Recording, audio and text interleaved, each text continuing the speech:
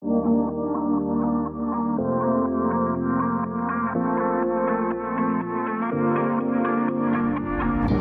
everyone. Welcome back to For Designer Business. You are in for an extra special treat today because we have Donna Hoffman returning to the show. If you have not listened to Donna's first 2 episodes with us, please go back and tune into those. So much value to share.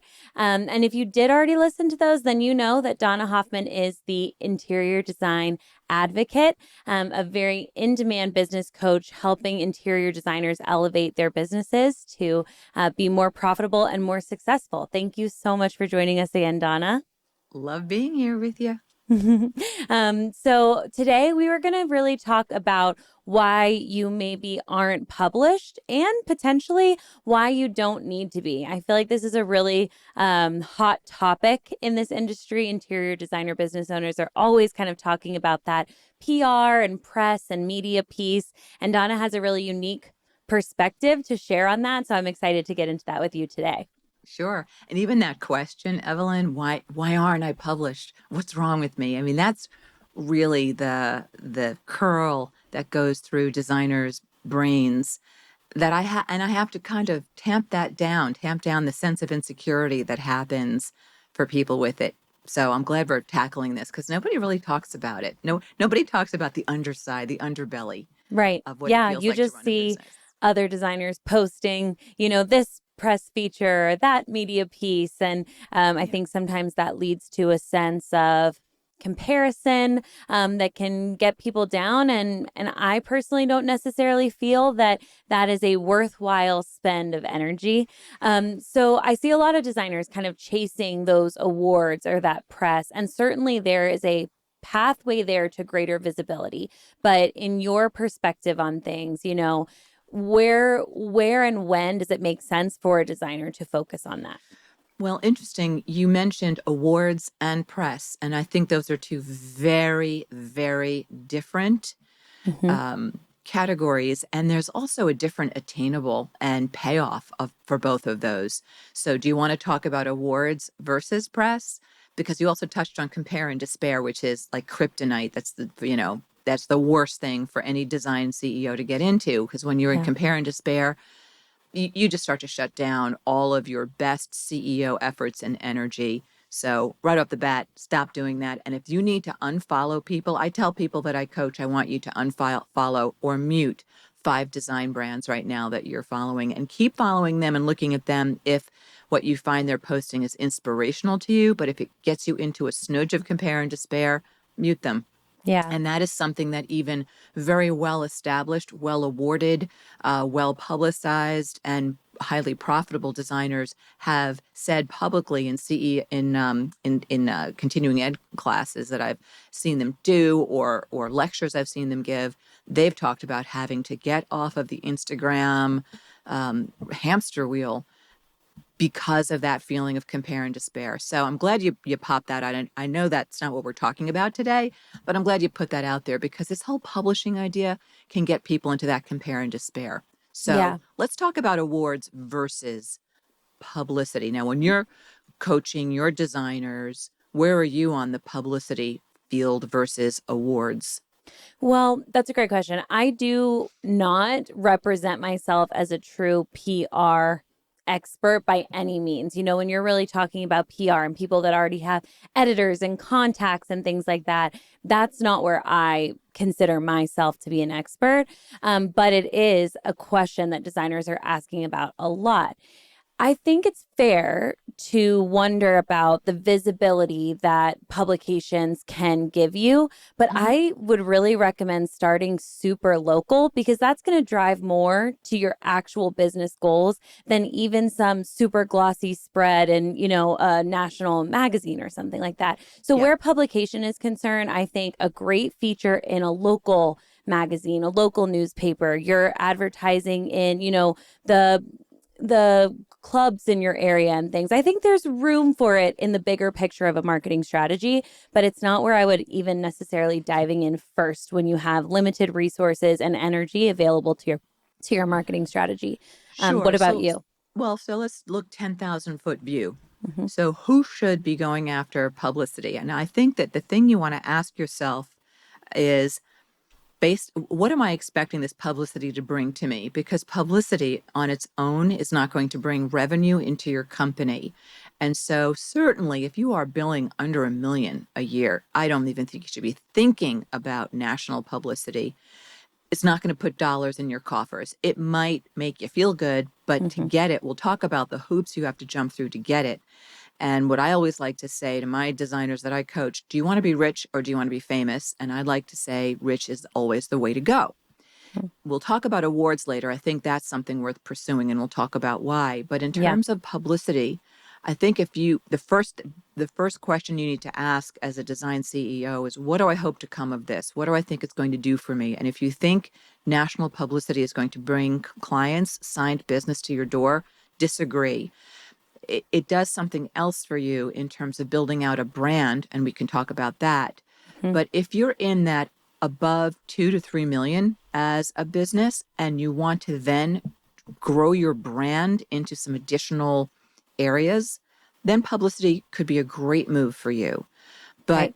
I want to see you get to that $1 million. I want to see, a lot of designers aren't even at that 350 revenue threshold yet, or 750. And I don't mean just hitting it once. I mean hitting it consistently year over year over year. And to your point about local publishing, I do think that there is validity there, especially if there is a local free design magazine or free magazine that's distributed in your area. And they are taking ad dollars from people, but also doing articles. If you're a Mhm. good writer, for example, we were approached to be an advertiser with a local magazine. And I said, I have a better pitch for you. I'm a terrific writer. Let me write an article for you, no charge. And you can use our professional photography. And that resulted in a couple of jobs when we were doing it. Not amazing jobs, but pretty good jobs. Right. Um, but even there, after you're exposed for a while, even there, I think that can start to flatten out. Yeah. I would say, that is probably a great stepping stone as well when this business, let's say it wasn't you because you are already doing that $1 million plus, but for that designer who isn't there yet, but sees that in their picture of success, that's where they want to go. They want to be nationally publicized for whatever their reason is. Maybe it is brand versus revenue. But having been featured before in smaller publications will also help you at that point down the journey. So if you're kind of thinking about it as stepping stones on that pathway, not only can it lead to those couple Mhm. jobs up front, and it helps you build that brand over time and that recognition. Right. And in terms of building a brand, for designers that they want licensing deals. And again, I got to tell you, licensing deals are not major money makers at all, but it's again a part of that kind of that cachet. I'm a big national brand, or if you're Hmm. an international brand, and these are just pockets, little revenue pockets to add, but licensing is a ton of work without a ton of revenue back to your business. You're looking at anywhere from half a point to 3 to 5%. It's not huge. I mean, designers who don't know a lot about licensing, thinking that they're going to, sign a 10% licensing deal, that just doesn't happen. It's usually Right. somewhere in that, as low as a half a point to as much as 5 points, 5%. So again, you really have to ask yourself, what's the purpose of this? Is this a vanity move? And if it's a vanity move, I'm going to say, don't do it until your revenue is where you want it to be. In fact, I had a colleague ask me if I wanted to or thought about joining a particular organization for high-level designers. And I shot back to her, and I love her to bits. I said, okay, give me the real deal. Is this a vanity move or is this going to end up in revenue? She said, oh, it's a vanity move. I thought, well, to what end? I'm busy enough as a design CEO. I don't have time for vanity moves. But there is a vanity move that I think you should. That's not a vanity move. There's a social proof move that I think you should go for above publishing. I think you should be trying to get your projects into awards submissions. Hmm. You don't need a publicist to get your projects into an awards submission, but you do need a publicist to get published. Now, someone can argue, well, I know of someone who, Yes, there's a Mozart at every piano recital, right? There's always all these kids that sound pretty mediocre, plunking out Fur-Elise.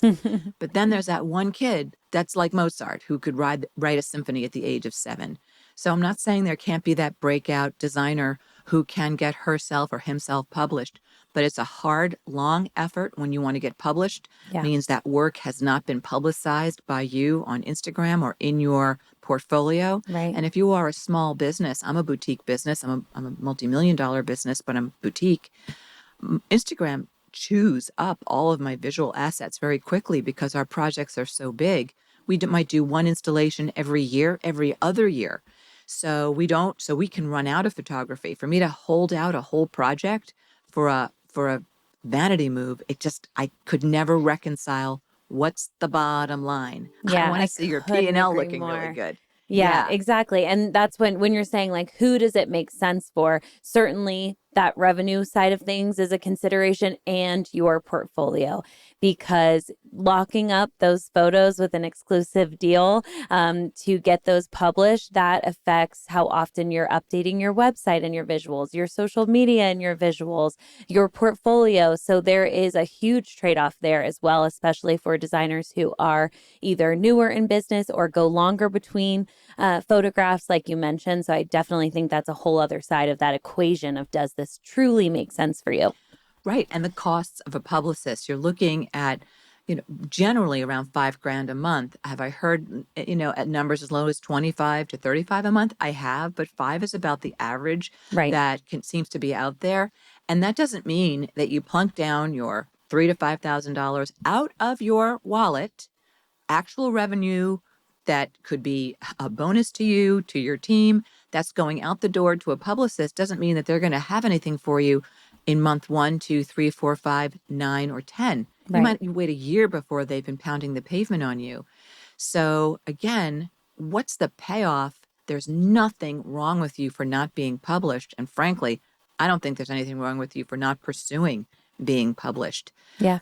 So I wouldn't, but again, it gets people into that compare and despair really Yeah. quickly. Yeah. So And I just, think people worry that there's a trust builder that they're missing out on, as seen on their website and things like that. But Mhm. I would say for that pushback, testimonials and reviews will always build 10 times more trust in you and in your services than Yeah. any one logo on your website that says you've been featured in some magazine they've heard of before.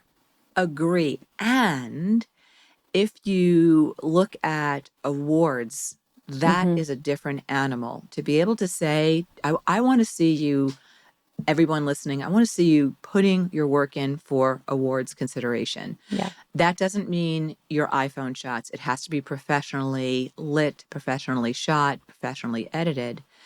But I don't want you to just put in one project or one room. I want you to throw as many into an award submission as possible. I know Mm-hmm. it can get a little expensive, right? Every submission can be anywhere from $100 to $200. And if you're doing 7 or 8 submissions, I Right. recognize that that's a fraction, a pittance of what you would pay to a publicist.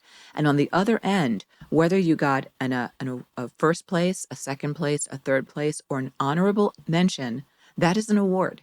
So Yes. that when you are talking to a prospective client and they say, here's our spiel, da da da, listen, listen, listen. And then you say, okay, let me tell you a little bit about our company.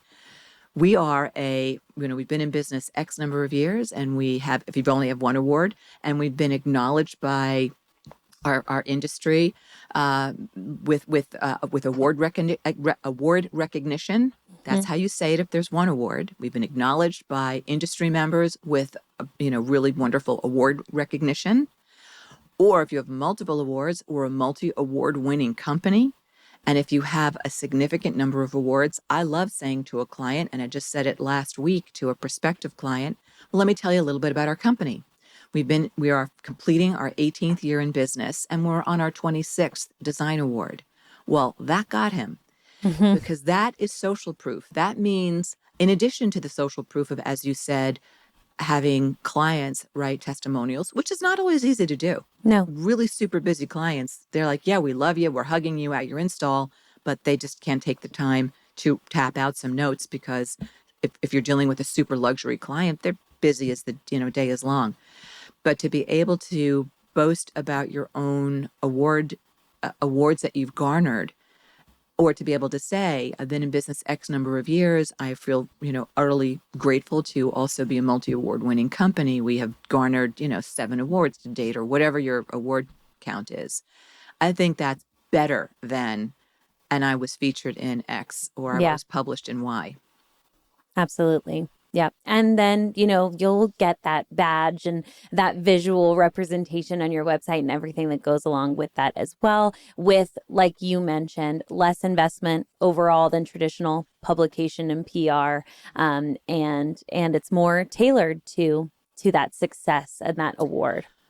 Right. And awards don't get dated when you publicize the accumulation of them to the public. I was in, Better Homes in, 2020 or 2018, but I have this number of awards to date. You're not saying what year they were accumulated in. Right. This is what I have, earned or garnered. Yeah. So I think that if you want to be serious about devoting your time and energy someplace rather than publishing, I'd be devoting time and energy on contest submission. And there is significant time that you do have to put into contest submission. Can I just talk about that for a sec? Absolutely. Please do. Yeah. So the best time to do your write-ups for content submission, while you're waiting for your photographer to re-up the lighting or change out your composition, your laptop should be with you, and you should be saying, this living room boasts a da-da-da-da-da-da, and we've added for, structural interest, blah, blah, blah, and you're writing your write-up right there. And try to keep that write-up to not more than 100 words. You'll probably, depending upon the submission, you'll have to change that write-up. And there are also basic questions that submissions often require. What was the challenge that the client had in this space or in this home? What were the obstacles that you faced? How did you solve those problems? And then a general write-up of that thing, that room or the residence that you're submitting. So if you can get those thoughts down on paper while the project is really fresh and you've just been touching all those textures in your brain during the installation, right before you photograph, it's great to have that file to call upon when you are then doing a submission, where you'll have to tweak that write-up, but get it done when it's fresh, and that's like the heavy lifting that you're getting done. And then keep your eyes peeled. You don't have to be a member of the ASID to submit for an ASID contest. Yeah. So I think that's the better way to put it out there for your company. And of course, once you start getting those awards, you're going to be putting that on your website. I'd love to see, as your website, as you scroll down, I'd love to see if there's an award or multiple awards. I'd love to see that populating at the bottom of every page as people scroll down. And again on your testimonials page. And also those awards are things that go into your copy when you're putting out an Instagram post, or it's a picture of you next to an award with a big thank you sign, not to mention you at an award ceremony. So I think that's the much sexier way to go, and it has much more payoff for dollars. Your local market will be seeing what you're doing, and the prospects you're talking to will be getting that from you as well. I love what you said about actually working on your write-ups right there in the space during that photo shoot. I think that's so interesting, and also leaves room for you as you're thinking through those client challenges or thinking through your unique solve, to also maybe add to your shot list accordingly.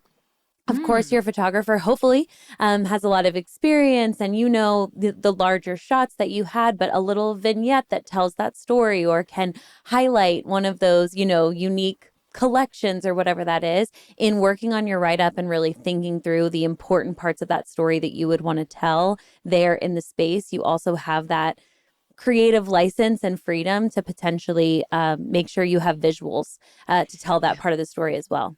Brilliant. Great idea. And also what you write up, 2 lines of that can come out and become an Instagram post, or it can become the whole write-up can become a blog post if you're doing newsletters and that sort of thing, or just blogging. So Mhm. that content, you always want to see how you can recycle content. So I Yeah. love your idea of using the content driver as the, hey, photographer, can you get a detailed shot of the da da da da da da? So I think getting that write up done kind of as you're shooting does serve a couple of different purposes. Yeah, absolutely. Multi-purpose. If you can do something once and use it in a multiple avenues, that is such a great win for you. And I think the same can be said for awards. I was actually a little bit surprised as I first started helping people with their submissions and things by seeing how many people would submit to multiple categories for the Oh, same yeah. space. And as I've gotten more and more familiar with this process, now I recognize like, absolutely, why not? Duh, Yeah. like it makes perfect sense. So allow yourself to submit in multiple categories. Think outside the box of, what parts of your project you could highlight for different categories and awards out there. There are a lot of opportunities. And if you can create that calendar for yourself at the start of the year, use this as something to be accountable to, be consistent with, as opposed to that kind of endless chase of publication. I Mm-hmm. completely agree with you, Donna, that it's just time and energy better spent. And also with that Yeah. longevity that an award gives you. Yeah, to what end? And I have to say, we have been published in Forbes and some of the shelter magazines. I never even talk about that with. I'm just thinking about it now. I don't even mention that when I'm talking to a prospective client because it's the awards that get them. That's like Right. you're a winner. I don't know. They're excited by it. I've never had somebody not get excited. And also, that's fodder that you're going to use when you're networking with a builder with that you've never worked with before that you want to start working with or with an architect. An award to them says that a jury of your peers has said, this person has something. I think with builders and architects, awards possibly carry a little more gravitas than certain publishing opportunities, like in a local newspaper. It might feel good to you to get something into a local newspaper, but I don't think that's going to impress a builder or an architect the way an award would. Right. Yeah. So, And and also as you garner these awards, you want to make sure that you become your own publicist, that you are putting it out there on your Instagram, that you're crowing from the rafters about it, not in an obnoxious way, expressing your gratitude for it. yeah, absolutely. And I think LinkedIn is a great platform for that as well. Yeah. Not only are many of your target market audience clients on LinkedIn, but also especially those B2B partners, referral partners that you want to be networking with consistently are also on there. And so that is a really great place as well that people are very responsive to those professional advancements and things like awards. So don't Yeah. neglect that platform. I think it gets kind of out of sight, out of Yeah. mind for a lot of designers. And I just find that it's super valuable in creating those conversations on both sides, but especially that B2B Yeah. side of things. That's a great point. And I'll tell you, there is a time and place for publishing. If you're a designer and you're really in the multiple $1 million revenue annually and on a consistent basis, right off the bat, you might want to consider publishing, especially if you're interested in building out a platform for your brand. Perhaps you want to build out a podcast for your brand, and perhaps eventually you want to do some sort of B2C, business to consumer something. Mm-hmm. Is it educational? And I will tell you, the online education space is crowded and would not recommend it. But maybe that's part of your dream, or maybe you're also an artist and you do some of the art work in your own projects, and you want to be able to sell some of that directly to people, and you want to build out a brand presence so that Mm-hmm. people nationally are going to be finding you for purchases other than, hey, we want to bring you out to Colorado to do our second residence. Um, it so there is a time and place for it. So if you're building a platform and you need a nationally recognized brand for that platform and with whatever it is you want to do with that, then I think publishing really could make sense. But listen, as a design coach, and I'm sure you see it also, Evelyn, when I see where people's revenue is, and when I see what the pain points are in the businesses, and why the revenues are as short as they are. Um, I think that publishing should not even be a thought in your head. The thing you should be looking at, if you are less than 350 a year, less than 750 a year, less than $1 million a year, and on a consistent basis, how do I grow to that next level of revenue? And the answer is not publishing. The answer is going to be your processes, and it's going to be in your sales and marketing ability. That's all on you, girlfriend or boyfriend.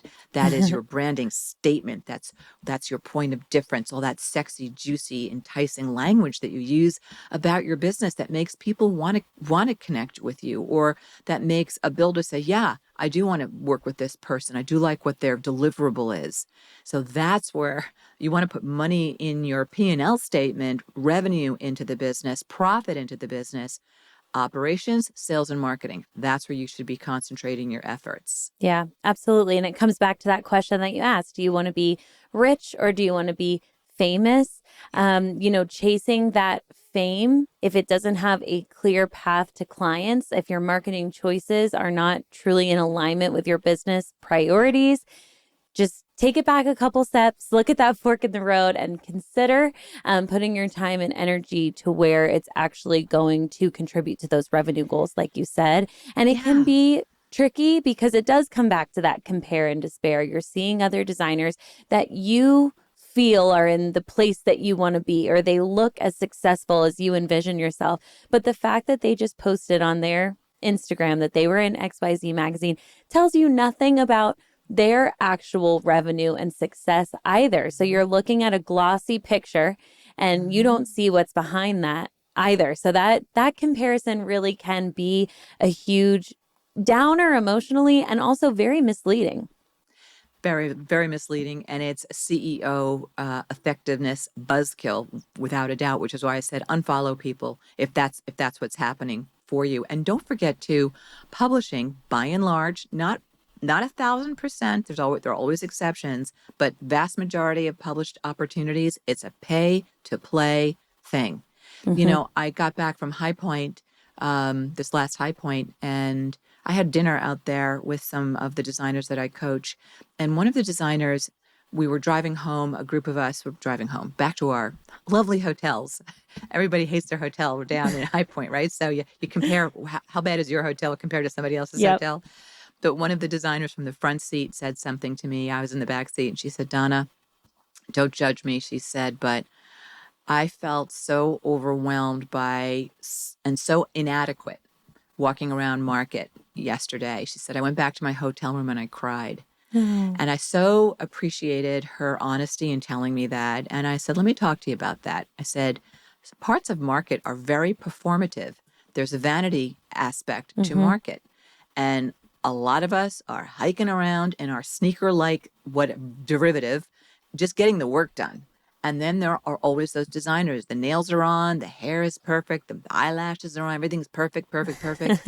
And there's a vanity move happening because maybe they're speaking down at Market, or maybe they're doing a lot of Instagram shots. Maybe they're trying to make their business look bigger than it actually is. You're down there actually working, and they might not be down there actually working. Right. And please, if you wear false eyelashes and you are down there working, don't send me a hate letter. But my point is, and more power to you in the lashes. Yep, exactly.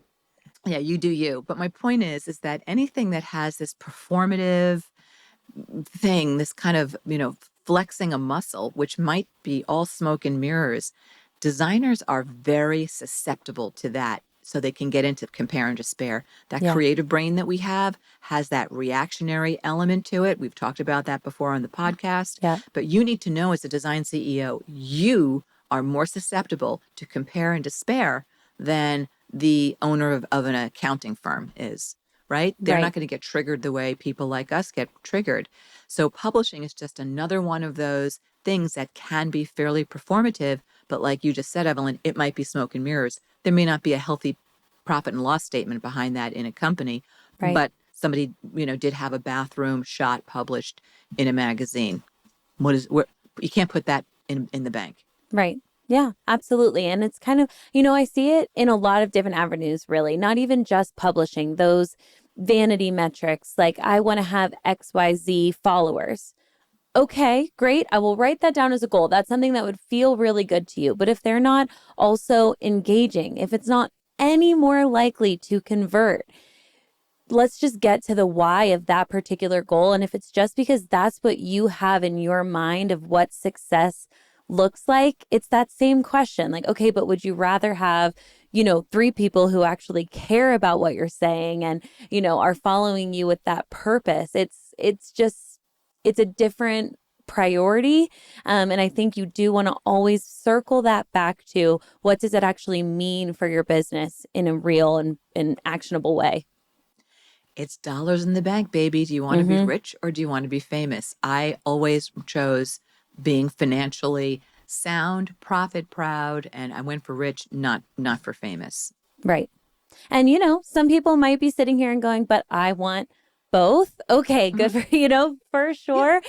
Just make sure you're, like we said, like putting that action in place in a way that's going to, I would say, at least be rich first. Why not? Well, I think you want to at least be consistently at a 1.5 million.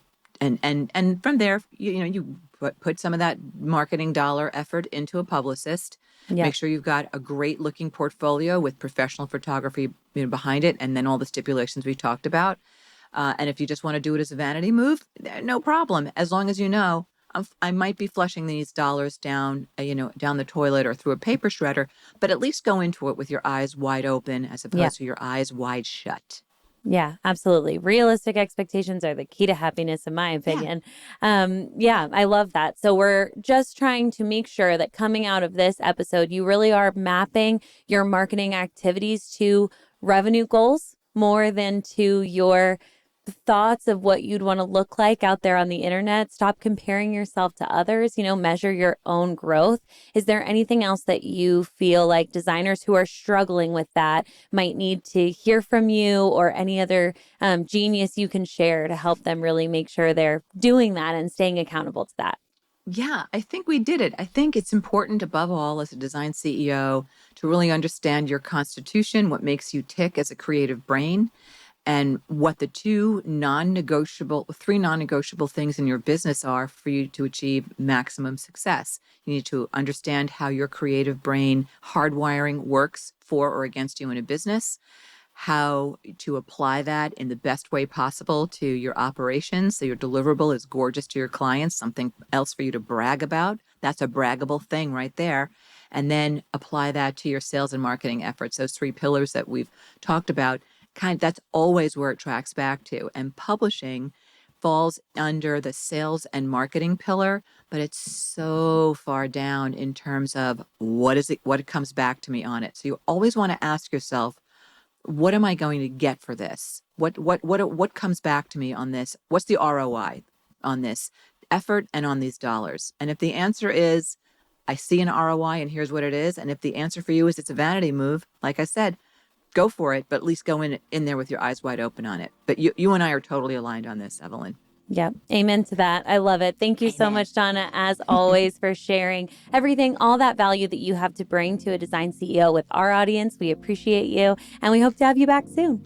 Love it. Thanks, Evelyn. Well, that's a wrap on today's episode with Donna Hoffman. If there's one question that we want you to take away from this episode, it's this. Do you want to be rich or do you want to be famous? Publishing and press might look glamorous on Instagram, but if you're billing under $1 million a year, that energy needs to go someplace else, into your operations, your sales and marketing, and building the foundation that actually puts dollars in the bank. And remember, there is nothing wrong with you for not being published. Absolutely nothing. We all fall into that compare and despair cycle, but it's really important to step up for yourself and protect your thinking by taking action. So stop right now, take a moment to unfollow 5 accounts or brands that put you into that spin cycle. Protect your energy, protect your focus, and results will follow. Stop chasing vanity metrics and start chasing revenue, because a glossy magazine spread or feature does not pay your team, does not grow your profit, and does not build the business that supports your dreams. So here's your challenge for this episode. Instead of chasing publication, start chasing awards. Submit your professionally photographed projects to as many award categories as possible. Write up those project descriptions while you're on site at the photo shoot. Knock that heavy lifting out while it's fresh. And when you're talking to prospective clients, lead with, I'm a multi-award winning designer, instead of, I was featured in X magazine 3 years ago. Awards don't get dated. Awards are social proof, and awards actually convert to real revenue. And if you do want to pursue publishing down the road, just make sure you're doing it with your eyes wide open. Ask yourself, what's the actual ROI I can expect here? What am I really expecting this to bring my business? If the answer is brand building and you're consistently at 1.5 million or more in revenue per year, maybe it does make sense. But if the answer is, I think this will bring me clients, we're here to tell you it probably won't. So get rich first, then get famous if that's what you really want. But always, always prioritize profit over publicity. So when you're ready to stop comparing yourself to others, stop flushing marketing dollars down the drain, and start building the profitable, sustainable design business that you actually want, schedule a free call with us at fordesignerbusiness.com or check the link in the show notes. If you enjoyed today's episode with Donna, please take a moment to help us grow this community of amazing designers just like you by rating, reviewing, and subscribing wherever you listen. This podcast is all about creating successful interior design business owners. Our new episodes drop every Tuesday, so be sure to subscribe and get notified. You can also send us a totally anonymous voicemail to receive free coaching right here on this podcast. Send us your questions, your challenges, whatever it is. We can't wait to hear from you. Remember, as a creative, you are more susceptible to compare and despair than a traditional business owner. That's just how our creative brains are wired. But you also have the power to redirect that energy into what actually matters: your P&L, your process, and your sales and marketing. So let's do this together. One award submission, one realistic expectation, and one revenue goal at a time. Make no excuses, stay committed, and watch what happens when you choose to get rich over getting famous. Until next time, keep designing and keep dreaming.